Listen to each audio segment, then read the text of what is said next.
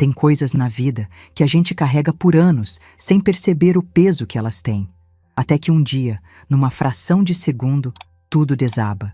E aí você entende que não era amor o que você estava recebendo, era migalha. Migalha embrulhada em papel de presente, enfeitada com laço de gratidão, mas ainda assim, migalha. Me chamo Valéria Santos, tenho 67 anos e essa história começa no dia em que descobri que ser mãe não significa aceitar humilhação. Que criar um filho sozinha por 25 anos não me dava direito a um lugar na vida dele, mas me dava direito a exigir respeito. Deixa eu te contar sobre o dia em que minha vida mudou completamente. Era um sábado de novembro, céu azul daqueles que prometem felicidade. O casamento do meu único filho, Miguel, estava acontecendo num salão decorado com flores brancas e douradas. 130 convidados, música ao vivo, mesa de doces que parecia saída de revista. Tudo perfeito, tudo caro, tudo pago, em parte, com os R$ 22.000 que peguei emprestado, usando meu apartamento como garantia. Eu estava ali, no meio daquela festa linda, vestindo meu melhor vestido, um verde esmeralda que comprei no ano anterior e guardei religiosamente para essa ocasião especial. Havia passado a manhã inteira me arrumando, escolhendo o brinco certo, o batom que não borrasse. Queria estar bonita para o casamento do meu filho. Queria que ele se orgulhasse de mim. Mas desde o momento em que cheguei ao salão, tive uma sensação estranha no peito. Era como se eu fosse uma convidada qualquer, não a mãe do noivo. Durante a cerimônia, fiquei sentada na terceira fileira, não na primeira, onde normalmente ficam os pais. Fernanda havia organizado os lugares, e aparentemente meu lugar era ali, entre os tios distantes e amigos de trabalho. Miguel estava lindo no altar, alto, de ombros largos, sorriso largo. O menino que criei sozinha desde os 3 anos de idade havia se tornado um homem bonito. Por um momento, esqueci tudo e só senti orgulho. Orgulho misturado com uma pontada de nostalgia. Lembrei dele aos 5 anos, correndo pela casa de chinelo furado, me chamando para ver um desenho que havia feito. Mãe, olha, desenhei eu e você. Era sempre eu e ele nos desenhos. Nunca havia mais ninguém. O pai dele nos abandonou quando Miguel completou 3 anos. Simplesmente acordou numa manhã e disse que não aguentava mais a responsabilidade de ser pai, que precisava viver a vida. Pegou as roupas, deixou R$ 300 em cima da mesa da cozinha e nunca mais voltou. Miguel ficou dias perguntando quando o papai ia chegar. Eu não sabia o que responder. Foram anos difíceis depois disso. Eu trabalhava como doméstica de manhã, como vendedora à tarde e ainda fazia faxina em escritórios 3 vezes por semana. Chegava em casa exausta, mas sempre com energia para ajudar Miguel com o dever de casa, para ouvir como foi o dia dele na escola, para fazer o jantar que ele gostava. Morávamos num quartinho de fundos alugado. Tinha uma cama de solteiro que dividíamos, um fogão de 2 bocas e um chuveiro que só esquentava quando estava com vontade. Mas era nosso, e Miguel nunca reclamou. Pelo contrário, ele era carinhoso, grudento até. Me abraçava quando eu chegava do trabalho, dizia que eu era a mãe mais linda do mundo, me ajudava a carregar as sacolas do mercado. Durante 25 anos, economizei cada centavo que sobrava. Deixava de comprar roupa nova, adiava consultas médicas, comia macarrão sem carne várias vezes por mês. Tudo para juntar dinheiro e conseguir dar uma vida melhor para Miguel. Meu sonho era comprar um apartamento próprio, nosso primeiro lar de verdade, depois que ficamos só nós 2. Quando Miguel fez 28 anos, consegui. Um apartamento pequeno, mas nosso. 2 quartos, sala, cozinha americana. Não era grande coisa, mas quando abri a porta pela primeira vez e vi Miguel sorrindo, soube que havia valido a pena cada sacrifício. Coloquei o apartamento no nome dele também. Queria que soubesse que tudo o que eu conquistava era pensando nele. Foi nessa época que ele conheceu Fernanda. Ela era diferente de tudo que Miguel havia conhecido até então. Vinha de família com dinheiro, havia estudado em universidade particular, falava 3 idiomas. Era bonita, elegante, sabia se comportar em qualquer ambiente. E desde o primeiro dia, me olhou como quem olha para um móvel velho que não combina com a decoração nova. No começo, tentei ser simpática. Fazia os pratos que Miguel gostava quando ela vinha jantar, perguntava sobre o trabalho dela, elogiava as roupas caras que usava, mas Fernanda respondia com monossílabos, sorrisos educados e um olhar que dizia claramente: "Você não deveria estar aqui." Aos poucos, Miguel começou a mudar. O menino carinhoso que me abraçava todo dia quando chegava do trabalho se tornou distante. Quando Fernanda estava presente, ele mal dirigia a palavra para mim. Era como se tivesse vergonha da mãe que o criou. As sugestões começaram sutis. Fernanda dizia que Miguel e ela precisavam de privacidade sempre que eu estava em casa. Depois, começou a fazer comentários sobre a decoração, sobre como o apartamento era apertado para um casal jovem. Miguel, cego de paixão, concordava com tudo que ela dizia. Quando o pedido de casamento chegou, 2 anos depois, Fernanda já havia plantado na cabeça do meu filho que eu era um obstáculo na vida perfeita que eles estavam construindo juntos. A festa que ela queria custava uma fortuna. Miguel não tinha dinheiro para bancar, então ela sugeriu, com aquele sorriso que nunca chegava aos olhos: "Afinal, Dona Valeria, é o casamento do seu único filho. Tenho certeza de que a senhora quer que seja inesquecível. Como negar? Como dizer não para a felicidade do meu filho?" Peguei um empréstimo de R$22 mil, usando o apartamento como garantia. Era quase tudo que eu ganhava em 2 anos de trabalho, mas valia a pena se Miguel fosse feliz. Durante os preparativos, fui sendo cada vez mais deixada de lado.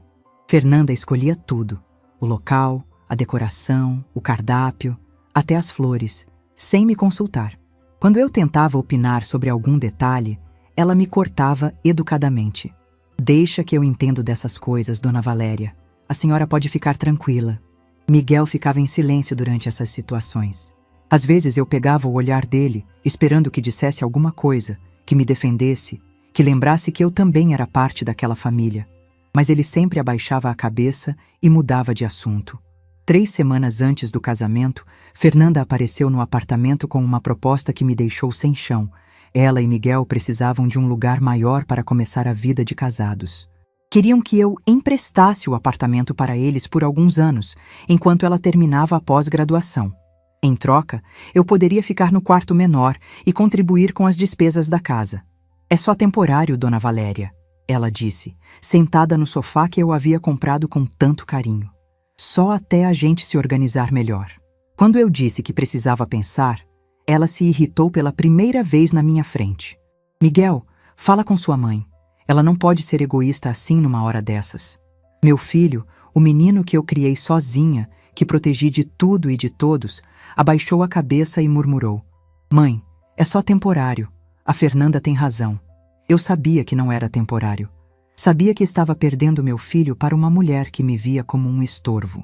Mas aceitei, porque ainda acreditava que ser mãe significava se sacrificar infinitamente pela felicidade dos filhos." E então chegou o dia do casamento. A cerimônia foi linda. Miguel estava emocionado, Fernanda radiante no vestido de renda francesa, que custou mais do que meu salário de 6 meses. Durante os votos, tentei sentir alegria, mas havia um vazio no peito que eu não conseguia explicar. Era como se estivesse assistindo à felicidade de 2 pessoas que eu mal conhecia. Na festa, me esforcei para parecer alegre. Conversei com os poucos convidados que me dirigiam a palavra. Elogiei a decoração, sorri para as fotos, mas o tempo todo sentia que estava sobrando ali, como se fosse uma figurante na própria história do meu filho. Foi durante a dança dos noivos que Fernanda se aproximou de mim. Estava radiante, rodeada de amigas que bebiam champanhe e riam alto. O vestido de noiva brilhava sob as luzes do salão, o véu esvoaçava como se ela fosse uma princesa saída de um conto de fadas. Ela chegou perto de onde eu estava, próxima à mesa do bolo, e estendeu a mão na minha direção. Várias pessoas ao redor pararam de conversar para prestar atenção. "Dona Valéria," ela disse, com a voz firme e um sorriso que não combinava com o tom. "As chaves." Eu não entendi imediatamente. O salão estava barulhento, a música alta, e por um momento pensei ter ouvido errado. "Que chaves, Fernanda?" "As chaves do apartamento." Ela falou mais alto agora, garantindo que as pessoas ao redor ouvissem. "Miguel e eu vamos para a lua de mel amanhã cedo, e quando voltarmos, queremos nos mudar direto. É melhor a senhora deixar tudo organizado hoje mesmo. Senti meu rosto queimar. Não de vergonha, mas de uma mistura de raiva e humilhação que nunca havia sentido antes. O salão inteiro começou a prestar atenção na nossa conversa. Sussurros se espalharam pelas mesas próximas. Fernanda, eu disse tentando manter a voz baixa. A gente pode conversar sobre isso depois da festa? Não tem depois, Dona Valéria. Ela riu, mas era um riso duro, sem alegria. A senhora já concordou com tudo. Miguel está aqui, pode confirmar. Foi quando meu filho se aproximou. Estava visivelmente constrangido, mas não hesitou em apoiar a esposa. Mãe, ele disse, evitando meu olhar. Você disse que emprestaria. A gente já conversou sobre isso. Emprestar não é entregar as chaves no meio do seu casamento, Miguel, na frente de todo mundo.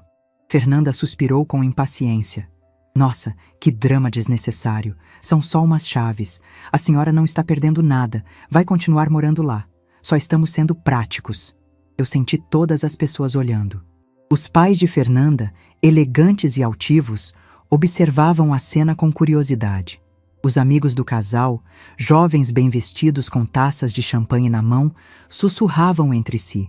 Familiares distantes que eu mal conhecia esticavam o pescoço para ouvir melhor. Fernanda, isso pode esperar até amanhã. Hoje é dia de festa. Foi quando ela perdeu completamente a compostura. O sorriso sumiu do rosto e ela se inclinou para perto de mim, falando alto o suficiente para que metade do salão ouvisse. Chega dessa palhaçada. Eu não vou ficar aqui implorando para uma pessoa que vive de favor na vida do meu marido. O silêncio que se seguiu foi ensurdecedor. A música continuava tocando, mas todas as conversas ao nosso redor pararam. Era como se o tempo tivesse parado e todos os olhos do salão estivessem fixos em nós duas. E então veio o tapa, rápido, certeiro. O som ecoou pelo salão inteiro como um trovão seco. Minha face ardeu, mas foi meu coração que doeu mais. Não a dor física do tapa, mas a dor de ver meu filho ali, parado, olhando para o chão, sem dizer uma única palavra em minha defesa. Por um momento que pareceu eterno, fiquei ali parada, sentindo o ardor na face e o peso de 130 pares de olhos sobre mim. Fernanda estava ofegante, com o rosto vermelho de raiva. Miguel parecia uma estátua, congelado na própria covardia. Peguei minha bolsa devagar, com toda a dignidade que consegui reunir. Não disse uma palavra. Não fiz um escândalo. Não gritei, nem chorei. Simplesmente caminhei em direção à saída, atravessando o salão inteiro sob o olhar constrangido de todos os convidados. No estacionamento, sentada no meu carro velho, as mãos tremendo, liguei para meu irmão Carlos. Ele era a única família que me restava. O único que ainda mantinha contato comigo depois de todos esses anos. Carlos, eu disse, tentando manter a voz firme. Preciso da sua ajuda. Preciso muito. Contei tudo para ele. O empréstimo que peguei para pagar o casamento, a pressão para emprestar o apartamento, a humilhação pública, o tapa. Carlos me ouviu em silêncio, e quando terminei, ele disse algo que mudou tudo. Valeria, você tem mais direitos do que imagina, e essa menina acabou de cometer um erro que vai custar muito caro para ela. Carlos era advogado, especializado em direito imobiliário. Conhecia a lei melhor do que qualquer um, e ele estava vindo para o salão. Quando desliguei o telefone, fiquei ali sentada por alguns minutos, olhando para o céu estrelado através do para-brisa. Pela primeira vez em 25 anos, não senti pena de mim mesma. Senti algo diferente, algo que demorei para identificar, mas que reconheci quando Carlos chegou ao estacionamento 30 minutos depois. Era determinação. Ele desceu do carro alto, imponente, de terno escuro, carregando uma pasta de couro preta cheia de documentos. Quando me viu, veio direto me abraçar. Você não merecia isso, irmã, ele disse. Mas agora, eles vão aprender que respeito não é opcional. Caminhamos juntos de volta ao salão. Eu não ia mais como a mãe humilhada que havia saído meia hora antes. Ia como a proprietária de um apartamento que estava sendo extorquida, como a vítima de uma agressão que tinha testemunhas, como uma mulher que havia descoberto, aos 67 anos, que dignidade vale mais do que qualquer amor que nos diminua. Quando Carlos abriu a porta do salão, vi Miguel e Fernanda dançando como se nada tivesse acontecido. como se eu nunca tivesse existido, como se os 25 anos de sacrifício fossem apenas um detalhe inconveniente na história de amor deles. Eles não sabiam ainda, mas aquela história estava prestes a mudar completamente. E pela primeira vez na vida, eu não seria apenas uma espectadora na minha própria história. Seria a protagonista. Para entender por que aquele tapa doeu tanto, preciso te contar sobre os 25 anos que vieram antes dele. Porque não foi só uma agressão física. Foi o fim de uma história de amor não correspondido. O amor de uma mãe que deu tudo e descobriu que tudo ainda não era suficiente. Quando Miguel tinha 3 anos, ainda éramos uma família. Uma família pequena, simples, mas família. Eu trabalhava meio período numa loja de roupas do centro. O pai dele, Roberto, era mecânico numa oficina próxima de casa. Não tínhamos muito, mas tínhamos o suficiente. E, principalmente, tínhamos uns aos outros. Miguel era uma criança alegre, daquelas que acordam cantando e dormem sorrindo. Corria pela casa de chinelo furado, sempre com algum brinquedo improvisado na mão. Uma caixa de sapato que virava carrinho, colheres de pau que viravam baquetas. Ele adorava quando Roberto chegava do trabalho todo sujo de graxa. Corria para abraçar o pai, que o pegava no colo e fingia não conseguir segurar porque estava muito pesado. Eu achava que éramos felizes. Achava que Roberto pensava como eu, que não importava ter pouco, desde que tivéssemos uns aos outros. Mas aparentemente eu estava errada. A mudança começou aos poucos. Roberto chegava mais tarde em casa, sempre com desculpas sobre serviços extras na oficina. Quando estava conosco, parecia distante, como se seus pensamentos estivessem em outro lugar. Miguel tentava chamar a atenção do pai, mas Roberto estava sempre cansado demais para brincar. Numa manhã de terça-feira, acordei e encontrei Roberto sentado na mesa da cozinha, ainda com a roupa do dia anterior. Ele não havia dormido em casa. À minha frente havia uma mala pequena e R$ 300 em notas amassadas. "Não aguento mais, Valeria", ele disse, sem conseguir me olhar nos olhos. "Não aguento essa responsabilidade toda. Preciso viver minha vida." Eu fiquei sem entender. "Que responsabilidade? Somos uma família, Roberto." "Exatamente isso." Ele se levantou, pegou a mala. "Eu não quero ser pai, Valeria. Não quero ter que pensar em conta de luz, em fraldas, em escola, em futuro. Quero ser livre." Miguel apareceu na cozinha naquele momento, de pijama do Homem-Aranha, esfregando os olhinhos com sono. "Papai, vai trabalhar?" Roberto olhou para o filho como se estivesse vendo um estranho. "Papai vai viajar, Miguel. Vai ficar fora por muito tempo." "Eu posso ir junto?" Miguel perguntou, com aquela inocência que só criança de 3 anos tem. "Não pode." Roberto beijou a testa do menino rapidamente e caminhou para a porta. "Cuida bem da mamãe." E foi embora. Assim, sem olhar para trás, sem explicações, sem promessas de voltar. Miguel ficou na janela acenando até o carro desaparecer na esquina, achando que o pai ia voltar no final do dia, como sempre. Mas Roberto nunca mais voltou. Os primeiros dias foram os mais difíceis. Miguel perguntava pelo pai a toda hora. "Quando o papai vai voltar da viagem? Por que o papai não liga? O papai esqueceu de nós?" Eu não sabia o que responder. Como explicar para uma criança de 3 anos que o pai simplesmente decidiu que não queria mais ser pai? Inventei que Roberto estava trabalhando muito longe, que não tinha telefone onde estava, que logo mandaria notícias. Mas as semanas passaram e Miguel começou a entender que o papai não ia voltar. Parou de perguntar, parou de esperar na janela, parou de separar desenhos para mostrar quando ele chegasse.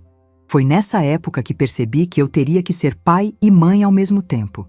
O salário da loja de roupas mal pagava o aluguel do quartinho onde morávamos. Precisava de mais trabalho, mas quem ia cuidar de Miguel enquanto eu trabalhava? A solução veio através de Dona Maria, nossa vizinha do lado. Ela era aposentada, viúva, e se ofereceu para cuidar de Miguel durante o dia em troca de uma ajuda com as compras do mês. Foi assim que consegui pegar um segundo emprego como doméstica numa casa de família rica no Morumbi. Minha rotina virou uma correria sem fim. Acordava às 5 da manhã, preparava o café de Miguel, deixava ele com Dona Maria e pegava 2 ônibus para chegar à casa da família Mendes às 7h30. Lá, eu passava, lavava, cozinhava e faxinava até às 4 da tarde.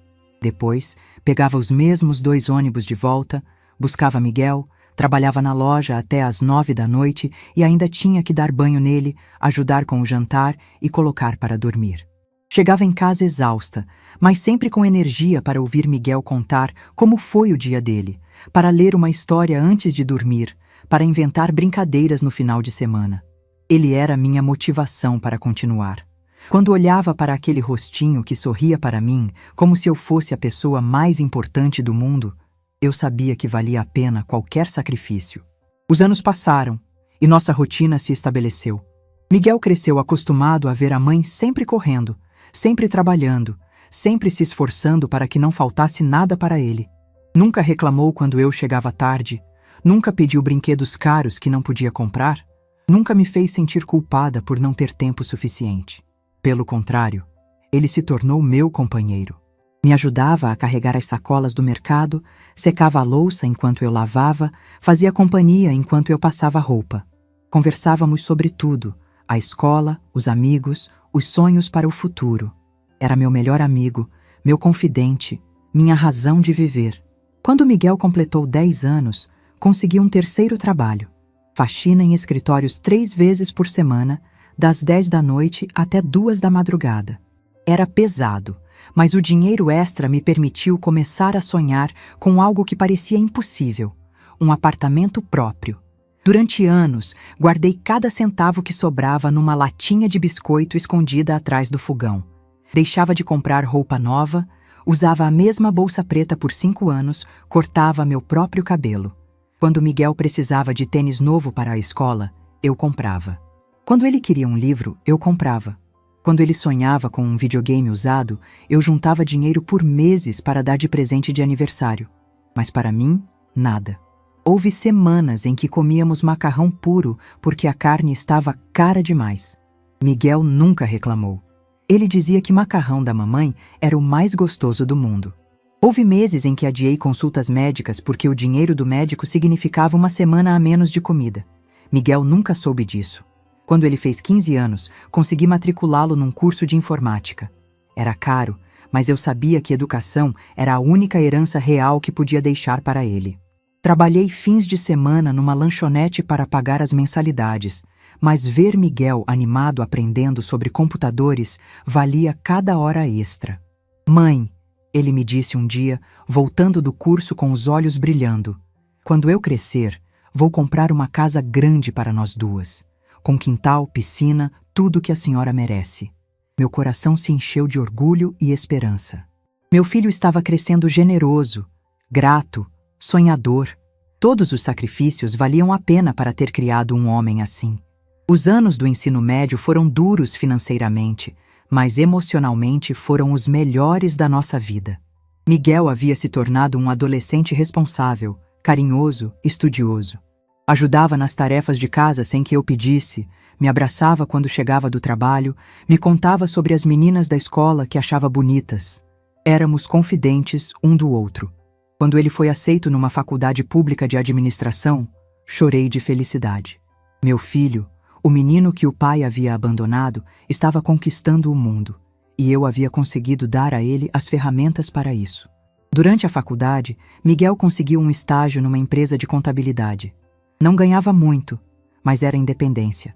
Mesmo assim, continuava morando comigo no quartinho de fundos, dividindo sonhos e planos para o futuro.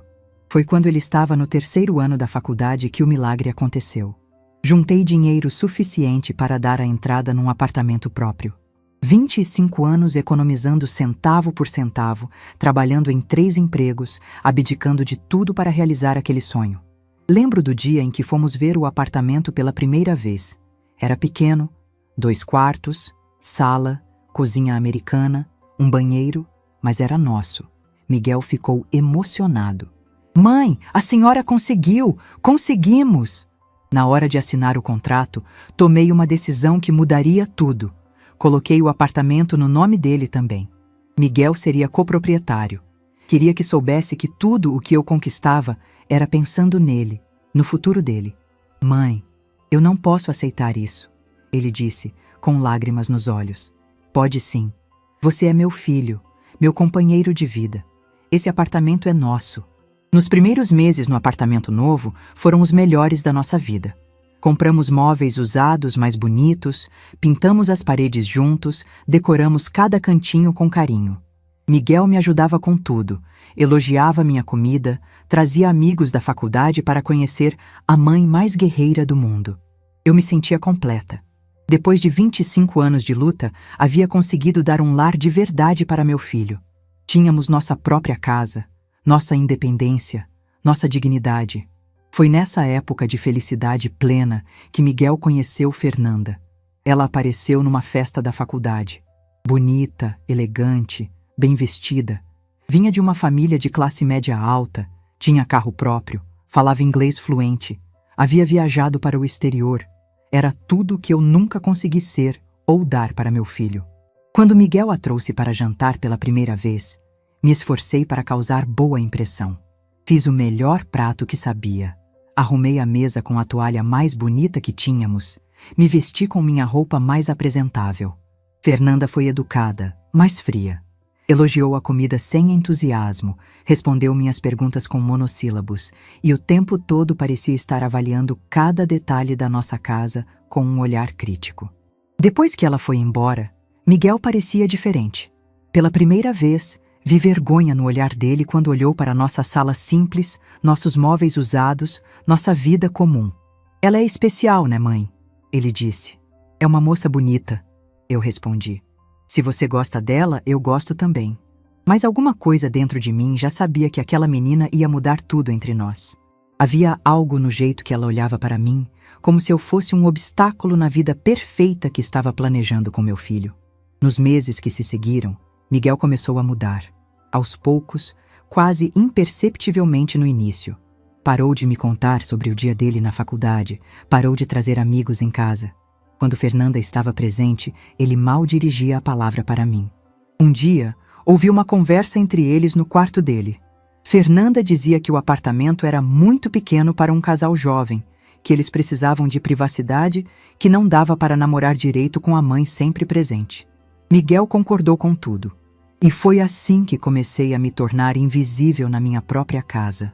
A casa que comprei, com 25 anos de sacrifício. A casa que coloquei no nome dele por amor. Nunca imaginei que um dia seria humilhada naquele mesmo apartamento, por aquela mesma menina, na frente do meu próprio filho. Mas a vida tem dessas ironias. Às vezes, aquilo que fazemos por amor se torna exatamente o que nos destrói.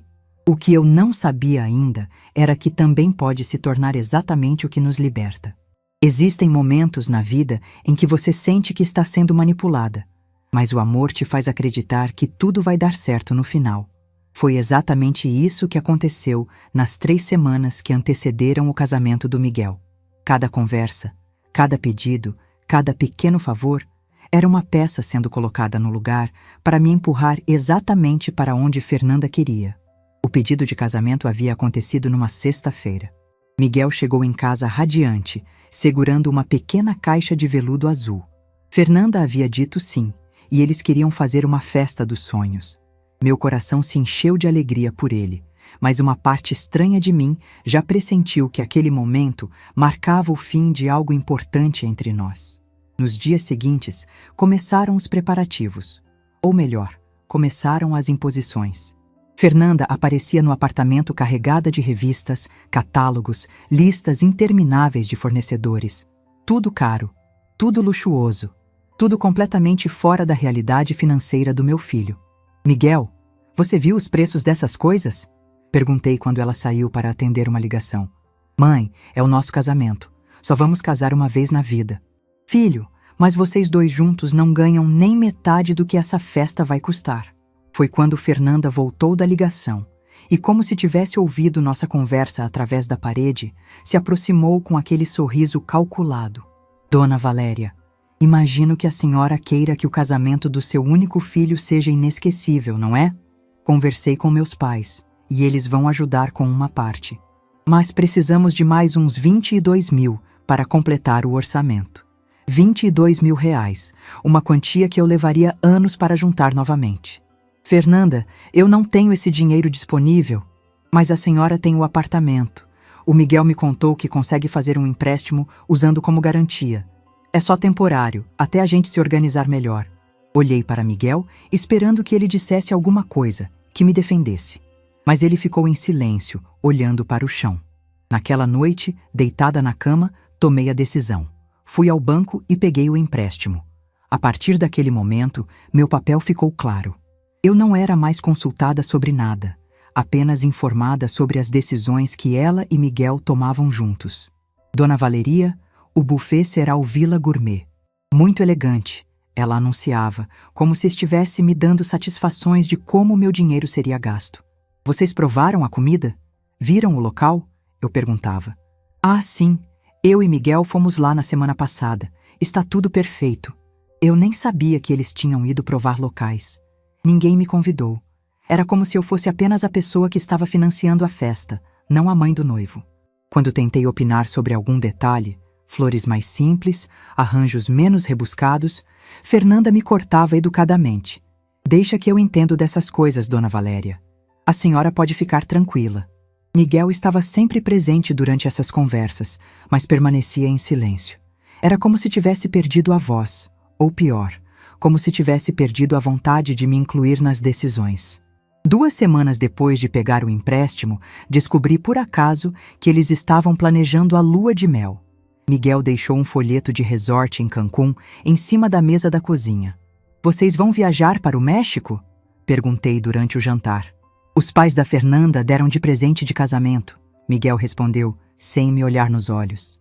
Uma parte de mim ficou pensando, os pais dela dão uma viagem internacional de presente e eu tenho que me endividar para pagar a festa?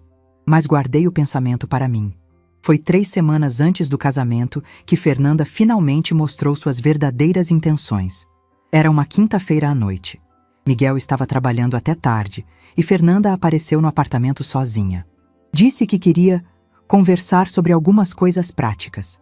Sentou-se no sofá que eu havia comprado com tanto carinho e me olhou com uma seriedade que nunca havia visto antes. Dona Valéria, precisamos conversar sobre a situação de vocês após o casamento. Nossa situação? O apartamento é muito pequeno para um casal recém-casado. Miguel e eu precisamos de privacidade, de espaço para construir nossa vida juntos. Senti um frio na barriga. Fernanda, este é o apartamento do Miguel. Ele mora aqui desde que compramos. Exato. Por isso a solução é perfeita. A senhora pode ficar no quarto menor e nós ficamos no quarto maior. É só uma reorganização. Fiquei sem palavras. Ela estava me propondo que eu me tornasse uma inquilina no meu próprio apartamento. E onde eu vou colocar minhas coisas? Ah, a senhora pode doar o que não for essencial. Afinal, a senhora não precisa de tanta coisa mesmo. É só temporário, uns 2, 3 anos. Até eu terminar a pós e conseguir um emprego melhor. 2 ou 3 anos. Eu já conhecia a Fernanda o suficiente para saber que temporário, na boca dela, significava permanente. Preciso conversar com o Miguel sobre isso. Claro, aliás, foi ideia dele. Ele só ficou com vergonha de falar com a senhora diretamente. Quando Miguel chegou em casa naquela noite, percebi que ele estava nervoso. Demorou para me olhar nos olhos, ficou mexendo no celular durante o jantar. Miguel, a Fernanda conversou comigo hoje sobre vocês morarem aqui após o casamento e eu ficar no quarto menor. Ele suspirou. Mãe, é só temporário. A Fernanda tem razão. O apartamento é pequeno, mas é nosso. E a gente não tem dinheiro para alugar outro lugar agora. Filho, você quer que eu saia do meu quarto? Não é isso, mãe. A senhora vai continuar morando aqui. Só vai trocar de quarto. A gente se organiza. Doa o que não couber, guarda o resto. Ele estava falando sobre descartar minha vida como se fosse algo descartável. Como se 25 anos de memórias pudessem ser simplesmente doados. Mas eu aceitei, porque ainda acreditava que ser mãe significava se sacrificar pela felicidade dos filhos. Uma semana antes do casamento, Fernanda apareceu com uma nova mudança de planos. Dona Valéria, pensamos melhor sobre o quarto. Na verdade, vamos precisar do apartamento inteiro. A senhora pode ficar na sala. A gente compra um sofá-cama. Como assim, Fernanda? A gente precisa de espaço para os presentes de casamento, para as roupas. E a senhora trabalha o dia todo mesmo, só vai usar para dormir. Sofá-cama. Na sala, do apartamento que eu comprei com 25 anos de suor. Miguel chegou naquele momento e ouviu o final da conversa. Mãe, é só até a gente se organizar, ele disse, como se fosse a coisa mais natural do mundo. Eu podia ter dito não. Podia ter colocado limites, mas não disse. Os últimos preparativos foram um pesadelo. Fernanda chegava com listas de tarefas que sempre sobravam para mim resolver. Dona Valéria, a senhora pode ir na floricultura confirmar o arranjo das mesas? Dona Valéria, a senhora pode ligar no salão para confirmar o horário? Dona Valéria, a senhora pode buscar meu vestido na costureira? Eu corria atrás de tudo, resolvia todos os problemas, cuidava de cada detalhe. Miguel nem ficava sabendo. Fernanda fazia questão de me dar as tarefas quando ele não estava presente. 3 dias antes do casamento, ela fez questão de me informar sobre mais um detalhe. Ah, Dona Valéria, esqueci de avisar. A senhora vai sentar na 3ª fileira durante a cerimônia. Os pais ficam na 1ª, padrinhos na 2ª e família estendida na 3ª. Família estendida. Depois de criar Miguel sozinha por 25 anos, eu havia sido rebaixada à categoria de família estendida. Fernanda, eu sou a mãe do noivo. Sim, mas meus pais convidaram muitas pessoas importantes. É questão de protocolo. Na véspera do casamento, enquanto passava meu vestido verde esmeralda, que havia comprado meses antes com dinheiro de trabalhos extras, senti um aperto no peito que não conseguia explicar. Olhei ao redor do apartamento que em breve não seria mais meu. Meus móveis já estavam sendo separados entre o que caberia no quarto menor e o que seria doado. Minhas plantas favoritas já tinham um novo lugar reservado para não atrapalhar a decoração que Fernanda queria fazer. Minha vida estava sendo desmontada peça por peça e eu havia permitido que isso acontecesse. Naquela noite, deitada pela última vez no meu quarto, olhando para o teto que em breve seria de outra pessoa, uma parte de mim sussurrou que algo estava muito errado. Que mães não são descartadas após criarem filhos sozinhas. Que amor não inclui humilhação. Que gratidão não significa aceitação de desrespeito. Mas calei aquela voz. Porque ainda acreditava que no dia seguinte, vendo meu filho feliz no altar, tudo valeria a pena. Na manhã do casamento, acordei às 5 da manhã e comecei a me arrumar com todo carinho. Cabelo, maquiagem, unhas. Queria estar bonita para o casamento do meu filho. Queria que ele se orgulhasse de mim. Quando saí de casa para ir ao salão, levei na bolsa as chaves do apartamento. Não porque pretendia entregá-las, mas porque sabia que Fernanda pediria. E uma parte de mim, uma parte muito pequena mas persistente, queria ver até onde ela seria capaz de ir. Cheguei ao salão 1 hora antes da cerimônia. Tudo estava perfeito. Flores lindas, decoração de revista, buffet impecável. Tudo que Fernanda havia sonhado estava ali, pago com meu suor e meu endividamento. Durante a cerimônia, sentada na 3ª fileira como uma parente distante, vendo Miguel no altar sorrindo para Fernanda como se ela fosse a única pessoa no mundo, senti uma mistura estranha de orgulho e melancolia. Meu menino havia se tornado um homem bonito, mas eu estava me sentindo como uma estranha na própria história dele. A festa começou e durante as primeiras horas tentei aproveitar. Sorri quando necessário, elogiei quando perguntaram. Fiz o papel da sogra satisfeita. Mas o tempo todo havia uma sensação estranha no ar, como se eu estivesse esperando que algo acontecesse, como se toda aquela tensão acumulada nas últimas semanas fosse explodir a qualquer momento. E foi exatamente isso que aconteceu. Quando Fernanda se aproximou de mim durante a dança dos noivos, radiante no vestido de renda francesa, rodeada de amigas elegantes, eu soube que o momento havia chegado. O momento de descobrir quem realmente mandava naquela história. E o momento de descobrir até onde eu estava disposta a ser empurrada antes de empurrar de volta. Tem momentos na vida que você descobre uma força que não sabia que tinha. Foi exatamente isso que aconteceu quando senti o ardor daquele tapa na minha face e vi 130 pares de olhos fixos em mim. Pela primeira vez em 25 anos, não senti pena de mim mesma. Senti algo muito mais poderoso: indignação. O silêncio no salão era ensurdecedor. A música continuava tocando ao fundo, mas todas as conversas haviam parado. Fernanda estava ofegante, com o rosto vermelho de raiva. Miguel parecia uma estátua, congelado na própria covardia, olhando para o chão como se pudesse se esconder ali. Por um momento que pareceu eterno, fiquei parada, sentindo o ardor na face e o peso de todos aqueles olhares sobre mim. Mas ao invés de me encolher, de me envergonhar, de pedir desculpas como sempre fazia, algo dentro de mim despertou. Peguei minha bolsa devagar, com toda a dignidade que consegui reunir. Não disse uma palavra. Não fiz um escândalo. Não gritei, nem chorei. Simplesmente caminhei em direção à saída, atravessando o salão inteiro sob o olhar constrangido de todos os convidados. A cada passo que dava, sentia como se estivesse acordando de um sonho muito longo. Um sonho onde eu acreditava que amor significava aceitar qualquer coisa. Onde eu pensava que ser mãe era sinônimo de ser capacho. Onde eu imaginava que gratidão se comprava com sacrifício infinito.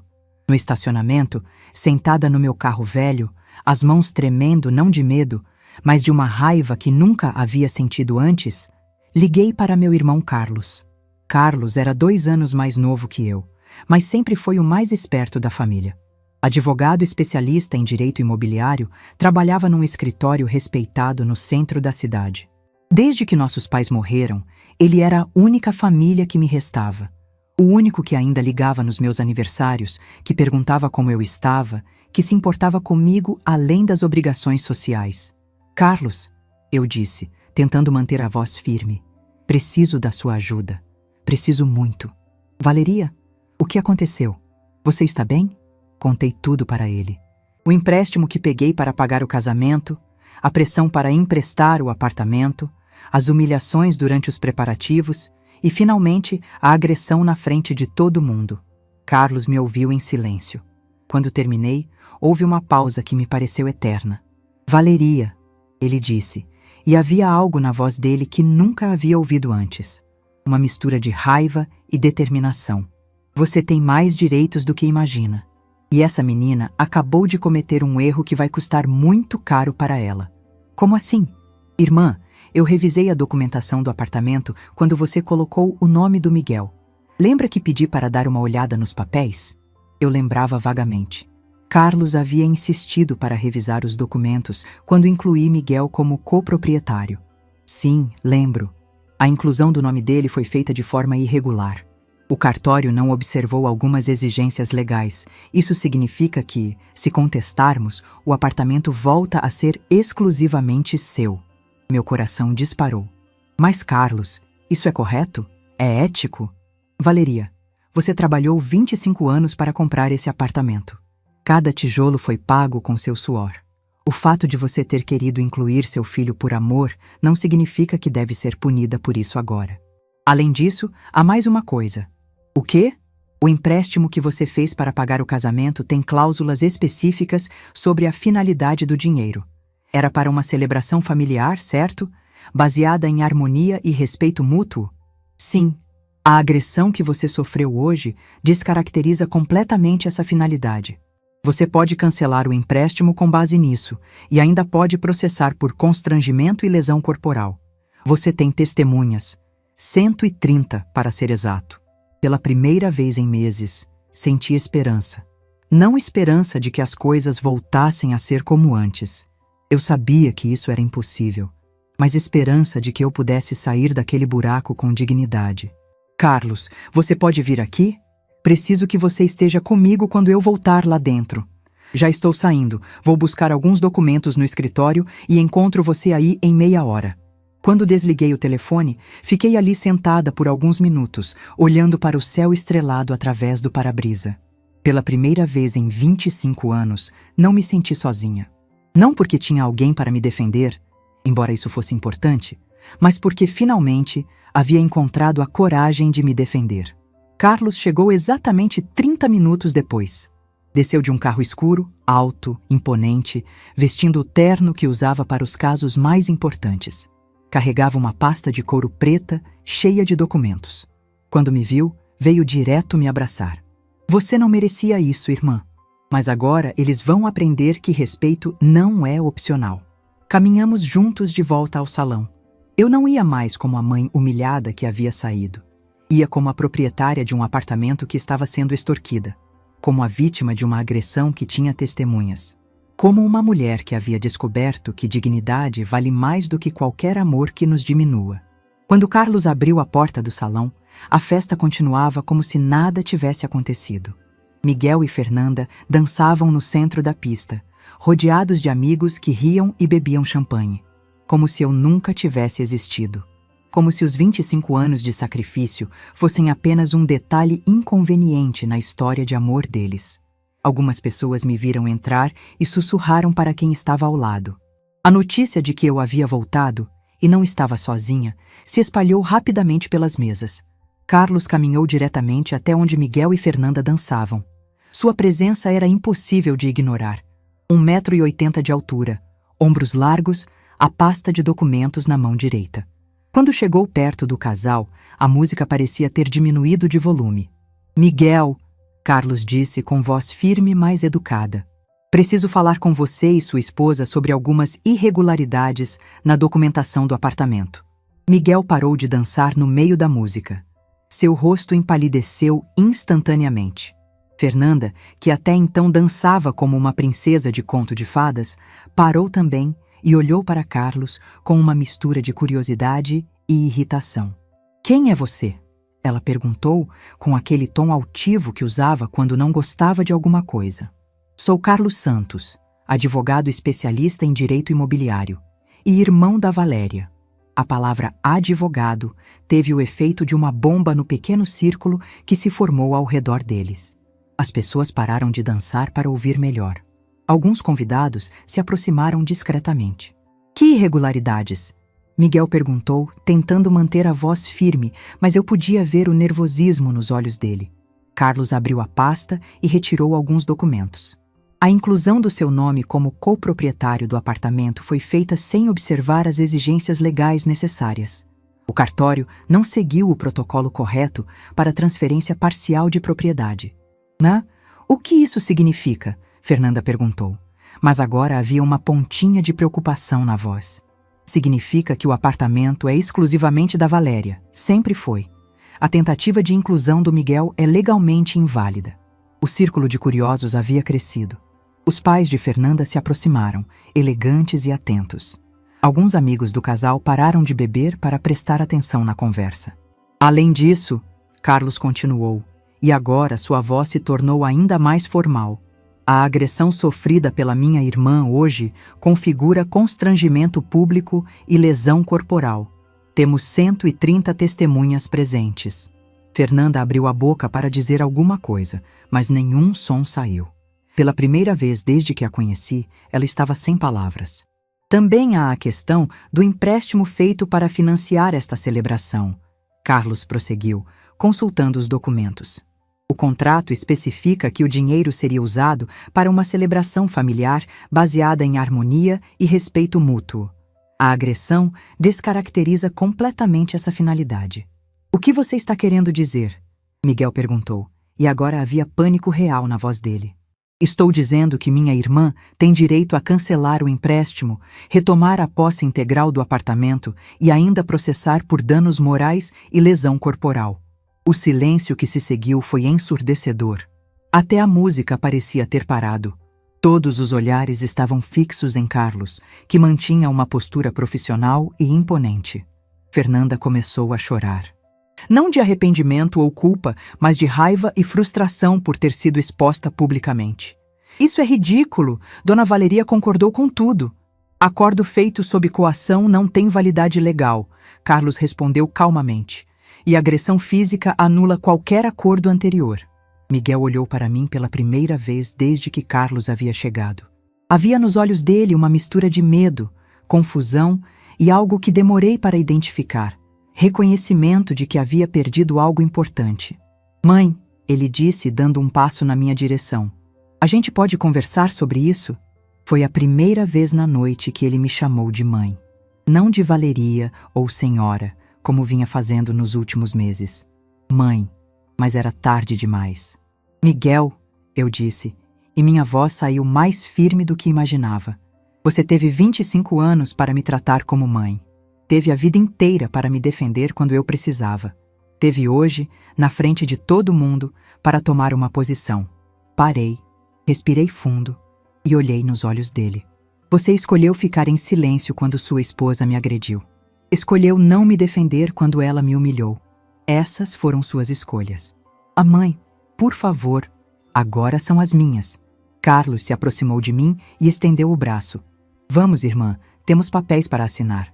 Caminhamos juntos em direção à saída, atravessando novamente o salão sob o olhar de todos os convidados. Mas dessa vez, não era um olhar de pena ou constrangimento, era um olhar de respeito. Na porta do salão, me virei uma última vez. Miguel estava parado no meio da pista de dança, sozinho, com o rosto nas mãos. Fernanda havia sumido. Provavelmente havia corrido para o banheiro para se recompor. Senti uma pontada no peito. Não de arrependimento, mas de nostalgia. Nostalgia pelo menino que corria pela casa de chinelo furado, que me abraçava quando chegava do trabalho, que dizia que eu era a mãe mais linda do mundo. Mas aquele menino havia crescido e se tornado um homem que escolheu não me defender quando eu mais precisava. E eu havia me tornado uma mulher que finalmente aprendeu a se defender sozinha. Saí do salão de cabeça erguida, de braços dados com meu irmão, carregando na bolsa as chaves do apartamento que era meu por direito. Pela primeira vez em 25 anos, não estava preocupada com o que Miguel pensaria de mim. Estava preocupada com o que eu pensava de mim mesma. E pela primeira vez na vida, gostei do que vi. Existe uma diferença entre acordar e despertar. Acordar é abrir os olhos. Despertar é ver pela primeira vez. Foi isso que aconteceu comigo na segunda-feira seguinte ao casamento do Miguel. Pela primeira vez em 25 anos, acordei pensando em mim, não nele. O fim de semana havia passado num borrão de ligações ignoradas e mensagens não respondidas. Miguel tentou me ligar dezenas de vezes. Fernanda, surpreendentemente, também.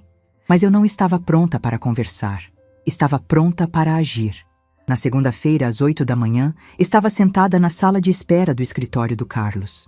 Ele havia marcado cedo, antes dos outros compromissos, para que pudéssemos resolver tudo sem pressa. Trouxe todos os documentos que você pediu, eu disse, colocando uma pasta sobre a mesa dele. Carlos pegou os papéis e começou a analisá-los com a precisão de quem faz isso há anos. Escritura do apartamento, contrato do empréstimo, comprovantes de pagamento, certidões. Minha vida inteira resumida em pedaços de papel. Valéria, quero que você entenda exatamente o que vamos fazer antes de tomarmos qualquer decisão, ele disse, tirando os óculos e me olhando diretamente. Uma vez que começarmos esse processo, não há volta. Você tem certeza? Tenho. Mesmo que Miguel venha implorar perdão? Mesmo que prometa que tudo vai mudar? Olhei pela janela do escritório. Lá embaixo, pessoas caminhavam apressadas para seus trabalhos, suas vidas, seus compromissos, cada uma cuidando de si mesma, seguindo seu próprio caminho. Carlos, durante 25 anos eu acreditei que amor de mãe significava aceitar qualquer coisa, que ser grata por ter um filho significava permitir que ele me tratasse como quisesse, que família era mais importante que dignidade. Voltei a olhar para meu irmão. Sábado à noite, vendo meu filho me abandonar quando eu mais precisava dele, entendi que estava errada. Amor que exige humilhação não é amor, é dependência emocional. Carlos assentiu devagar. Então vamos começar. O primeiro passo foi contestar a copropriedade do apartamento. Carlos me explicou que quando incluí Miguel como proprietário, alguns procedimentos legais não foram seguidos corretamente. O cartório havia aceitado a transferência sem exigir certas documentações obrigatórias.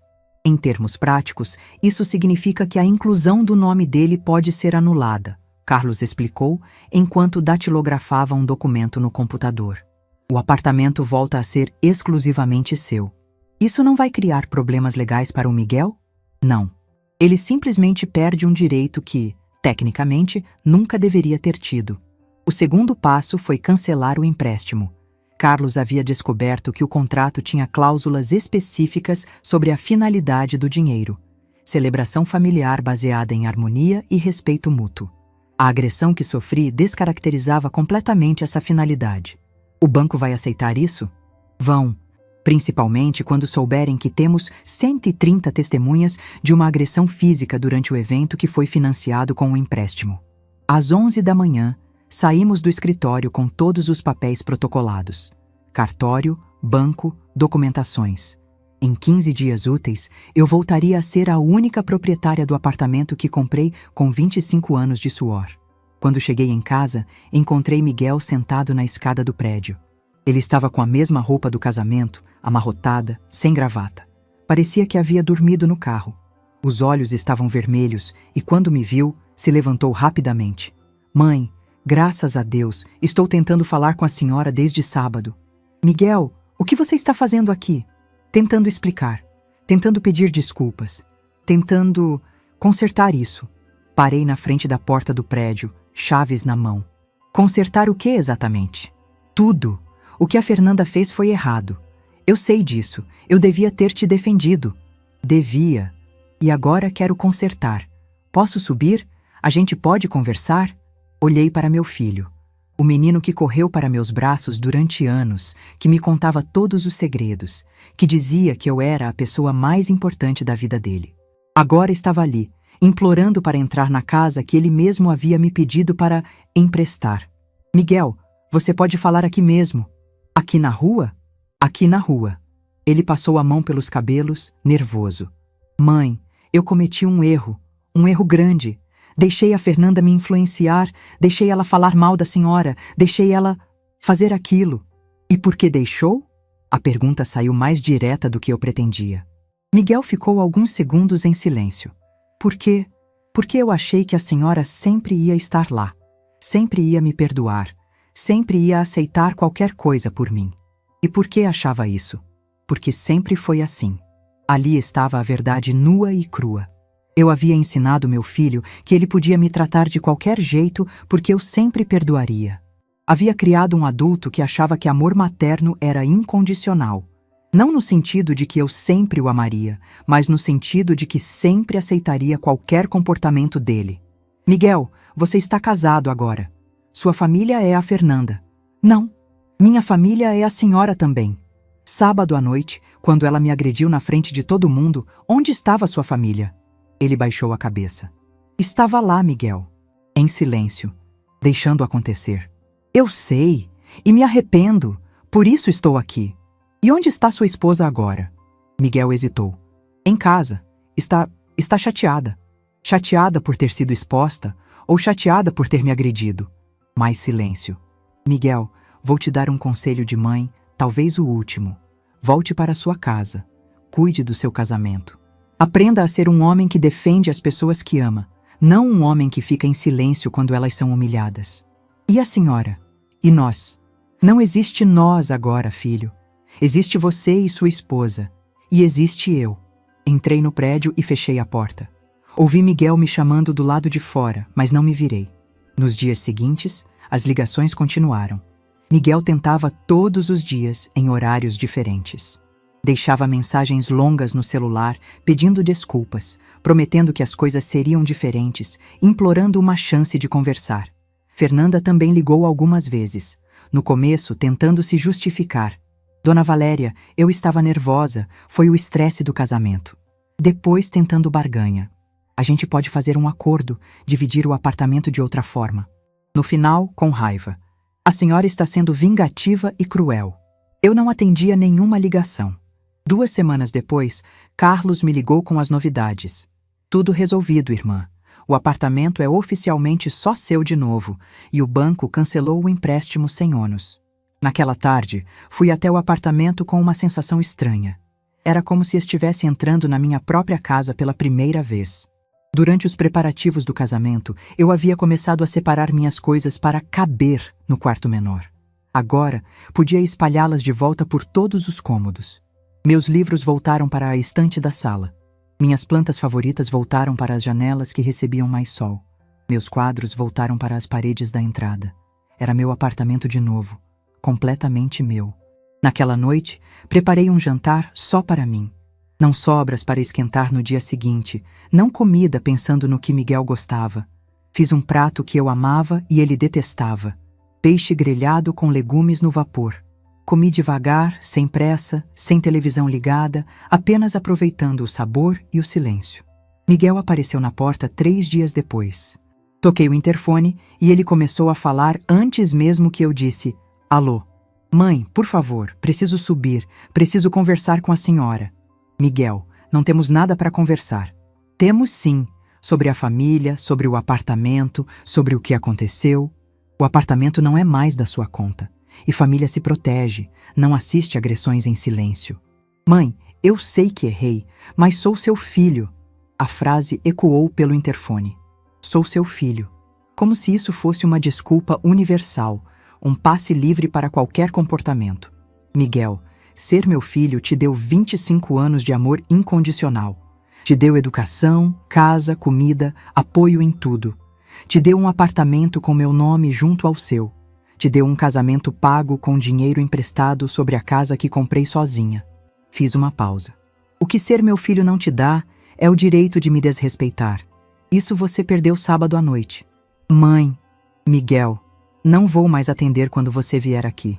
Não vou mais atender suas ligações. Você fez sua escolha quando ficou em silêncio. Agora, eu fiz a minha. Desliguei o interfone. Ouvi ele tocar várias vezes nos minutos seguintes, mas não atendi.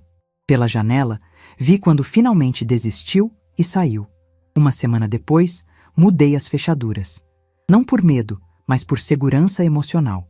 Precisava saber que aquele espaço era completamente meu, que ninguém podia entrar nele sem minha permissão, que eu estava no controle da minha própria vida.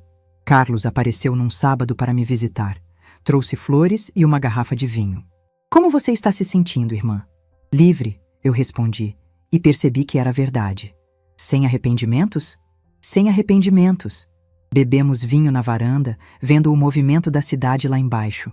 Era uma sensação estranha, estar ali sem pressa, sem preocupações com horários ou obrigações para com outras pessoas. Valeria, posso te fazer uma pergunta? Claro. Não. Você acha que foi muito dura com o Miguel? Pensei por alguns minutos antes de responder. Carlos, durante 25 anos, eu acreditei que amor de mãe significava aceitar qualquer comportamento, que perdoar infinitamente era virtude, que colocar as necessidades do meu filho sempre na frente das minhas era o que uma boa mãe fazia. Tomei um gole de vinho. O que descobri é que isso não criou um filho grato e amoroso. Criou um adulto que achava que podia me tratar de qualquer jeito porque eu sempre perdoaria, que podia me humilhar porque eu sempre aceitaria, que podia escolher não me defender porque eu sempre estaria disponível. E agora? Agora ele vai aprender que respeito não é opcional, que algumas pontes, quando queimadas, não se reconstroem, que amor materno não é sinônimo de capacho emocional. Carlos sorriu. Você mudou, irmã. Mudei. E sabe o que é engraçado? Pela primeira vez na vida, gosto de quem me tornei. Ficamos em silêncio por um tempo, vendo o sol se pôr atrás dos prédios. Eu sabia que a partir daquele momento, minha vida seria diferente. Não seria mais definida pelo que eu fazia por Miguel, mas pelo que eu fazia por mim mesma. E pela primeira vez em 67 anos, isso me parecia o bastante. 2 anos é tempo suficiente para uma vida inteira mudar. Foi o que aconteceu comigo entre aquele casamento desastroso e hoje, quando conto essa história para vocês. 2 anos para aprender que felicidade não vem de ser necessária para outras pessoas, mas de ser suficiente para si mesma. As primeiras semanas após cortar contato com Miguel foram as mais difíceis. Não porque eu me arrependesse, jamais me arrependi, mas porque pela primeira vez em 25 anos não tinha ninguém para cuidar além de mim mesma. Era como aprender a andar de novo aos 65 anos. Comecei pequeno, mudei a decoração da sala, comprei plantas novas para a varanda.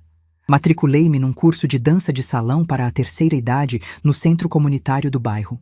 Não porque tivesse paixão por dança, mas porque queria estar perto de gente que não me conhecia como a mãe do Miguel. Foi lá que conheci Dona Marlene e Dona Rosa, 2 mulheres que se tornaram minhas amigas verdadeiras. Marlene era viúva há 10 anos e havia criado 4 filhos sozinha. Rosa nunca se casou e dedicou a vida inteira a cuidar dos pais idosos até eles partirem. A gente tem que aprender que nossa vida não acabou só porque os outros não precisam mais da gente, Marlene me disse numa tarde depois da aula de forró. A vida recomeça quando você para de viver para os outros e começa a viver para você. Foram elas que me encorajaram a fazer minha primeira viagem sozinha. Uma excursão de 5 dias para a praia, organizada pelo grupo da terceira idade. Eu tinha medo. Nunca havia viajado sem ser a trabalho ou por necessidade. Mas elas insistiram. Valeria, você trabalhou 25 anos sem férias de verdade. Está na hora. A viagem foi uma revelação. Pela primeira vez na vida, acordei todos os dias pensando apenas no que eu queria fazer. Caminhadas na praia ao amanhecer, leitura à sombra, conversas com pessoas que não sabiam nada sobre minha história. Era como ser uma pessoa completamente nova. No segundo dia da viagem, estava tomando café no hotel quando meu celular tocou. Era um número que não reconheci, mas quando atendi, a voz era familiar. Valeria? É a mãe do Miguel. Consegui seu número com uma vizinha. Era a mãe de Fernanda. Ela nunca havia falado comigo diretamente antes. Sempre me tratou com aquela educação fria das pessoas que se acham superiores. O que a senhora deseja? Queria conversar sobre o que aconteceu. Miguel e Fernanda estão passando por dificuldades. Que tipo de dificuldades? Financeiras. Eles não conseguem pagar o aluguel do apartamento que alugaram. E Fernanda está... não está lidando bem com a situação. Senti uma pontada estranha no peito. Não de pena, mas de curiosidade. E o que isso tem a ver comigo? Pensei que talvez a senhora pudesse ajudar.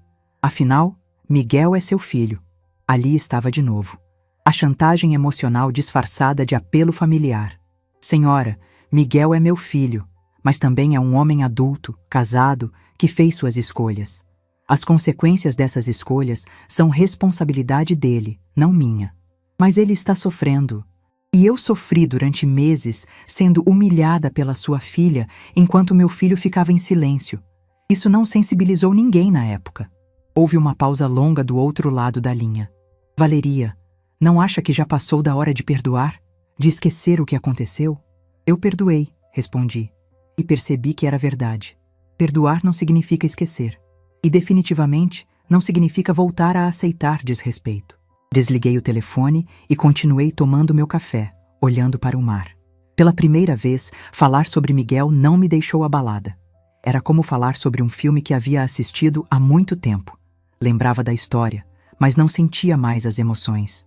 Quando voltei da viagem, soube por Carlos que Miguel e Fernanda estavam realmente com problemas.